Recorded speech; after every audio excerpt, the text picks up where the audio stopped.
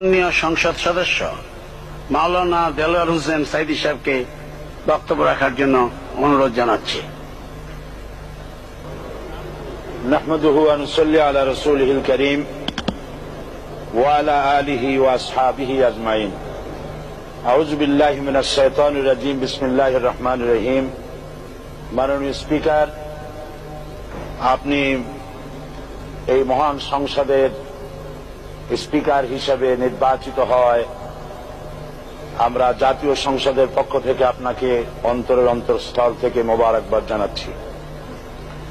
মাননীয় স্পিকার, আমি আজ এই সংসদে দাঁড়িয়ে ওই মহান আল্লাহ পাকের প্রশংসায় সেজদা অবনত হচ্ছি, যিনি 1 অক্টোবরের ব্যালট যুদ্ধের মাধ্যমে সুদীর্ঘ 5 বছরের দুঃশাসন, সীমাহীন দুর্নীতি, ইসলাম বিরোধী কর্মকাণ্ড, দেশব্যাপী ভয়াবহ সন্ত্রাসের মোকাবেলায় 4 দলীয় ঐক্য জোটের মহা বিজয় দান করেছেন এবং যার ফলশ্রুতিতে আজকে আমরা এই মহান সংসদে দাঁড়িয়ে কথা বলার সুযোগ লাভ করেছি।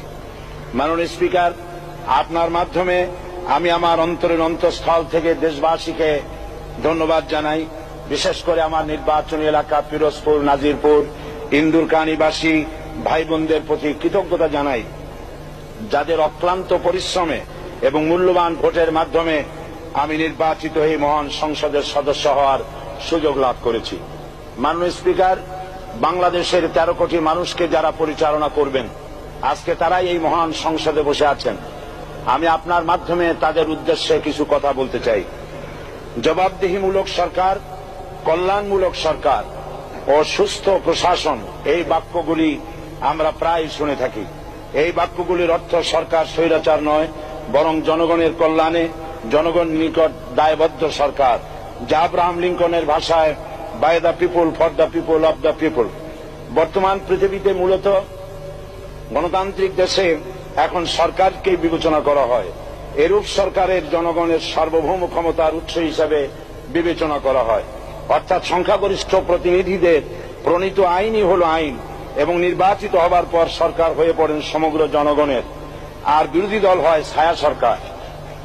মাননীয় স্পিকার, সরকারকে সঠিক পথে পরিচালনার জন্য বিরোধী দলকে অপরিহার্য বিবেচনা করা হয়। বর্তমান গণতান্ত্রিক চেতনা বেশি পুরনো নয়, মানুষ মূলত রাজতান্ত্রিক স্বৈর শাসনের সাথেই বেশি পরিচিত। বস্তুত বর্তমান পৃথিবীতে গণতান্ত্রিক শাসন ব্যবস্থায় জবাবদিহিমূলক, কল্যাণমূলক, স্বচ্ছ প্রশাসনের যে কথাবার্তা আমরা শুনতে পাই, এর প্রথম উপস্থাপক হলেন বিশ্বনবী হযরত মুহাম্মদ রাসূলুল্লাহ সাল্লাল্লাহু আলাইহি ওয়াসাল্লাম। বর্তমান গণতান্ত্রিক ব্যবস্থাপনার সাথে ইসলামের মূল পার্থক্য হল সার্বভৌমত্বের ধারণা নিয়ে। ইসলামের দৃষ্টিতে সার্বভৌমত্বের মালিক জনগণ নয়, মালিক হলেন আল্লাহ রাব্বুল আলামিন। কিন্তু সরকার গঠন ও পরিচালনা জনগণের ইচ্ছার ভিত্তিতেই হতে হবে। জনগণের ইচ্ছার বিরুদ্ধে ক্ষমতায় থাকার অধিকার ইসলামের স্বীকৃত নয়। মাননীয় স্পিকার, সাধারণত লক্ষ্য করা যায় সরকার, সরকারি কর্মকর্তা, কর্মচারীবৃন্দ জনগণের উপর নানাভাবে জুলুম, নির্যাতন বা শোষণ করে থাকে। জনগণের খাদেম না হয়ে তারা হয়ে পড়েন জনগণের প্রভু। তারা জনগণের সম্পদকে তসরুপ করে।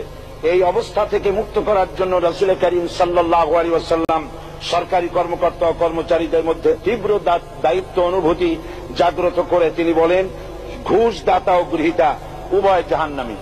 নবী করিম সাল্লাল্লাহু আলাইহি ওয়াসাল্লাম আরো বলেছেন, আমরা যদি কাউকে কোনো রাষ্ট্রীয় দায়িত্ব প্রদান করি তখন সেই ব্যক্তি তার ব্যক্তিগত কাজ যতটা নিষ্ঠা ও আন্তরিকতার সাথে পালন করে, রাষ্ট্রীয় দায়িত্ব যদি সেভাবে পালন না করে তবে কিয়ামতের দিন তাকে উল্টো করে জাহান্নামে নিক্ষেপ করা হবে। রাষ্ট্রীয় সম্পদ তসরুপের ব্যাপারে কঠোর হুঁশিয়ারি উচ্চারণ করে বিশ্বনবী মুহাম্মদ রাসূলুল্লাহ সাল্লাল্লাহু আলাইহি ওয়াসাল্লাম বলেছেন, রাষ্ট্রীয় দায়িত্ব পালনকারী কেউ যদি এক টুকরা সুতা বা তার চেয়েও ক্ষুদ্র কোনো জিনিস খেয়ানত করে তবে কিয়ামতের দিন খেয়ানতের বোঝা মাথায় করে তাকে উঠতে হবে। মাননীয় স্পিকার, আল্লাহ রসুল যে সরকার ব্যবস্থা প্রতিষ্ঠা করেছিলেন তা সত্যিকার অর্থে ছিল জনকল্যাণমূলক সরকার। তার সরকারে দায়িত্ব পালনকারী ব্যক্তিবর্গের মধ্যে চরম দায়িত্ব অনুভূতি জাগ্রত করে দেওয়া হয়েছিল। এটা সম্ভব হয়েছিল কেবলমাত্র আখিরাতের তীব্র বিশ্বাস ও মহান আল্লাহর দরবারে জবাবদিহিতার অনুভূতির মাধ্যমে। মানুষের নিকট জবাবদিহিতা পাশ কাটিয়ে যাওয়া যায়, কিন্তু আল্লাহর নিকট জবাবদিহিতা পাশ কাটানোর কোনো সুযোগ নেই। মাননীয় স্পিকার, নবী করিম সাল্লাল্লাহু আলাইহি ওয়াসাল্লামের সরকার ব্যবস্থাপনায় সবাই যেমন আইনের দৃষ্টিতে সমান অধিকার ভোগ করেছে, ঠিক তেমনি ভাবে রাষ্ট্রের নাগরিক হিসাবে সবারই মৌলিক চাহিদাসমূহ পূরণ হয়েছে। ঋণগ্রস্ত এতিম অসহায় জনগণ রাষ্ট্রীয় তহবিল থেকে সহযোগিতা লাভ করেছে। মূলত এটা জনকল্যাণমূলক সরকারের ধারণা বিশ্ববাসী তখনই প্রথম অবলোকন করে।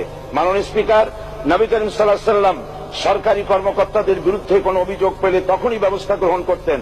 আইনের চোখে সবাই সমান এবং এ কারণেই শাসকদের আত্মীয় স্বজন কারো পক্ষে সম্ভব ছিল না জনগণের উপরে জুলুম করা।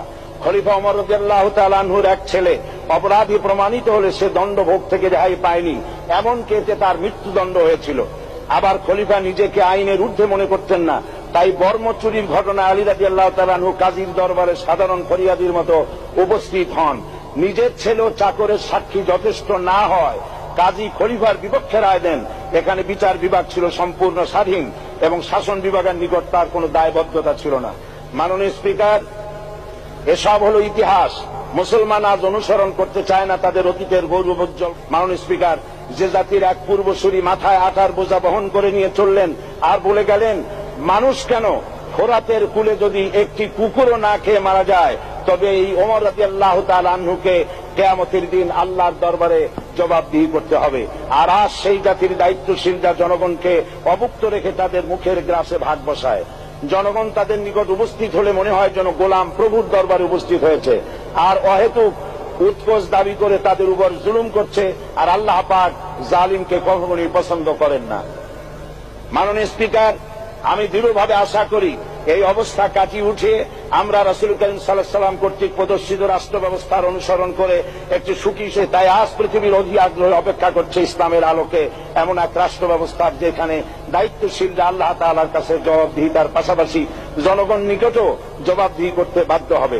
মাননীয় স্পিকার, অনেক ত্যাগ ও তিতিক্ষার রক্তের বিনিময়ে গড়ে উঠেছে আমাদের গণতান্ত্রিক প্রতিষ্ঠান এই জাতীয় সংসদ। এই সংসদের সম্মান রক্ষা করার দায়িত্ব আমাদের সবার।